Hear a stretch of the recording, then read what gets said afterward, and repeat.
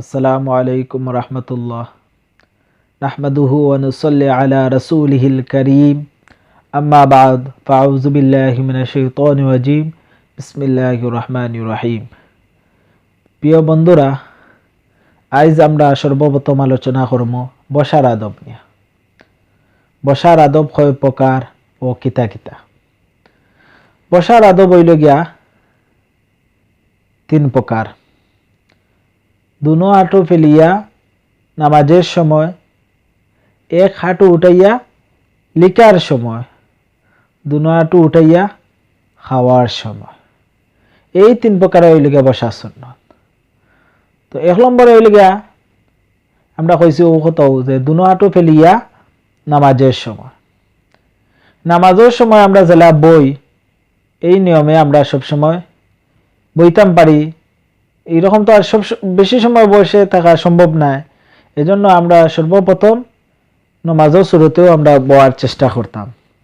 বয়ার পরে যদি দেখা যায় যে পাও বেদনা করে, তাহলে আমরা জেলা সুবিধাওয়ালা বইতাম পারি। সর্বপ্রথম এই তরিকায় বইতাম পারি।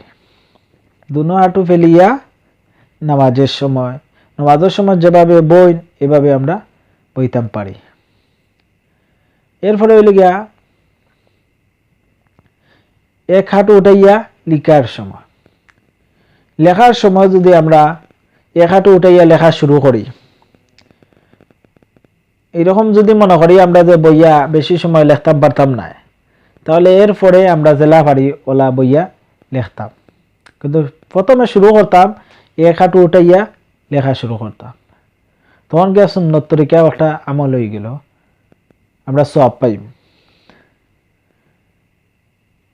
দুনো হাঁটু উঠাইয়া খাওয়ার সময় সর্বপ্রথম আমরা কিতা করতাম, দুনো হাঁটু উঠাইয়া খানিত বইতাম। এরপরে যদি বেশি সময় বইতাম পারি না, তাহলে আমরা জেলা সুবিধা ওলা বই দিতাম। কিন্তু সর্বপ্রথম শুরুটা করতাম আমরা দুনো হাঁটু উঠাইয়া। এখন আমরা এর 3 যে তরিকা আছে, 3 তরিকা যে কোনো এক তরিকায় যদি বইয়া আমরা খাই, এরপরে সুন্নত আদায় হইব। এর লাগে আমরা সুন্নত তরিকার যে কোনো এক তরিকায় আমরা বইয়া সবসময় খাওয়া দাওয়া করতাম, লেখাপড়া করতাম। যে কোনো সময় বইলে আমরা সব সময় সুন্নত তরিকায় বসার চেষ্টা করতাম, এগুলা মানিয়া চলতাম, নিজেও আমল করতাম, নিজের বাই বাতিজা যারা আসেন তাদেরকেও শিখাইতাম, নিজেও মানতাম, নিজের বাই বাতিজা। আর বিশেষ করে যদি আমরা মা বাপ হল যারা আছি, আমরা যারা ছেলে সন্তান হল আছে, মা বাপর কথা হল বেশিরভাগ ছেলে সন্তান হলে ফোনে ছোটবেলা যা কইবা তাও শুনব। আপনারা যদি সব সময় ছেলে সন্তান দেখুন যে সুন্নত ও নিয়মে বইয়া খাও, ও নিয়মে বইয়া লেখো, ও নিয়মে বইয়া নমাজ পড়ো, তাহলে তারা ও অনুযায়ী চলব।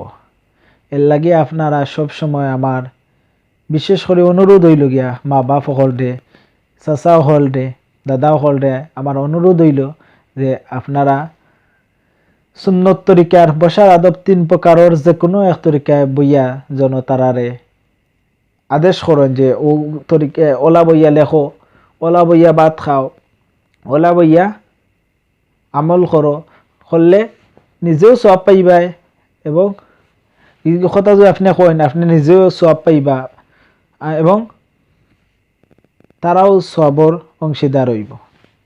বিশেষ করে হইছে যে ও কত যে ছোটবেলা তো নাবালিক শিশু হলে যা আমল করে এই সওয়াবগুলা মা বাপর আমল নামার দেওয়া। কারণ শিশুবেলা তারা তো নেকির দরকার নাই, তারা শিশু। এর লাগি আমরা তাদেরকে শিখাইতাম, নিজেও আমল করতাম, নিজেও সুন্নত তরিকায় বইতাম, এবং ছেলে সন্তান হলরে সুন্নত তরিকার বসার হুকুম করিয়া দিতাম। আর সব সময় সুন্নত মোতাবিক চলাফেরা করার চিন্তা করতাম। যদি চিন্তা করি তাহলে আশা করা যায় একটা একটা করে সুন্নত যদি আমরা শরীরের মধ্যে ফিট করিলাই, তাহলে আশা করা যায় একদিন আমরা অনেক দূরে গিয়ে যেতে পারব। এজন্য মহান রব্বুল আলামিন যেন আমাদেরকে সুন্নত মোতাবিক চলাফেরা করার তৌফিক দিতা, সুন্নত অনুযায়ী আমল করার তৌফিক দিতা। আর সব সময় আল্লাহ রসুলে যে পথ দেখাইয়া গেছেন এই পথ অনুযায়ী আমরা অনুসরণ করিয়া চলার তৌফিক দিতা। ওখান বলিয়া আমার সংক্ষিপ্ত বক্তব্য এখানে শেষ করছি। আসসালামু আলাইকুম।